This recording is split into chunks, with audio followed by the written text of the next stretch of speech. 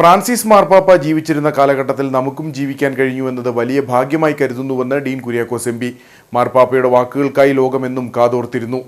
Francis മാർപ്പാപ്പയുടെ വിയോഗം ഏതു തരത്തിലും നമുക്ക് പകരം വയ്ക്കാൻ ആകാത്തതാണ്. ലോക സമൂഹത്തിനു മുൻപിൽ ഫ്രാൻസിസ് മാർപ്പാപ്പയുടെ മഹത്വം എക്കാലവും ചിരപ്രതിഷ്ഠ നേടിയിട്ടുണ്ടെന്നും എം പി അനുസ്മരിച്ചു. പരിശുദ്ധ മാർപ്പാപ്പ ജീവിച്ചിരിക്കുന്ന കാലഘട്ടത്തിൽ നമുക്കും ജീവിച്ചിരിക്കാൻ സാധിച്ചു എന്നുള്ളത് ജീവിതത്തിലെ ഏറ്റവും വലിയ മഹാഭാഗ്യമായി ഞാൻ കരുതുകയാണ്.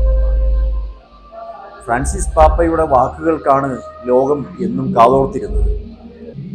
ലോകം കാത്തിരുന്ന വാക്കുകൾ, ലോകത്തിന് ആവശ്യമുണ്ടായിരുന്ന വാക്കുകൾ, നന്മയ്ക്ക് വേണ്ടി, സമാധാനത്തിന് വേണ്ടി ഒരു ഉപാസകനെ പോലെ അദ്ദേഹം പറഞ്ഞതായ കാര്യങ്ങൾ ലോകസമൂഹം എത്രയോ ശ്രദ്ധയോടുകൂടി കേൾക്കുകയായിരുന്നു.